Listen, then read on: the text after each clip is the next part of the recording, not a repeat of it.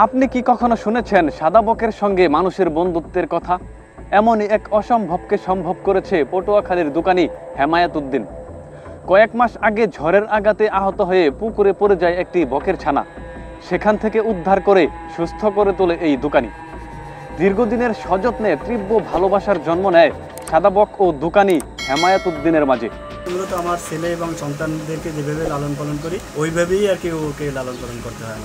এই সাদা বকটি হেমায়েত উদ্দিনকে ছেড়ে আর কোথাও যায় না, থাকে দোকানের আশেপাশে।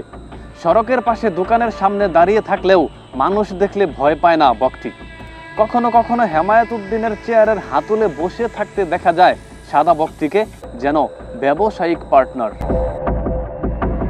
বনের পাখিও যে মানুষের কাছে পোষ মানে ভালোবাসায়, এটা আমরা বুঝতে পারলাম। ভালোবাসার তীব্রতায় বকের ডাকাডাকির ধরন শুনেই হেমায়েত বুঝতে পারেন তাকে খাবার দিতে হবে। বাসা থেকে মাছ নিয়ে এসে নিজ হাতে খাবার দেন বকটিকে। প্রয়োজন পড়লে মাছ ধরতে বেরিয়ে পড়েন খাল বিলের জলাশয়ে।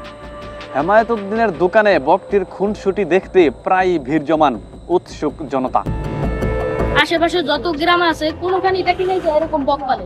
শিশুর মতন লালন পালন করতেছে এবং বকটা তাকে অনেক ভালোবাসে, সেও বককে এবং পাখিকে অনেক ভালোবাসে। মুক্তাকিন হুসাইন, দ্য লিজেন্ড নিউজ।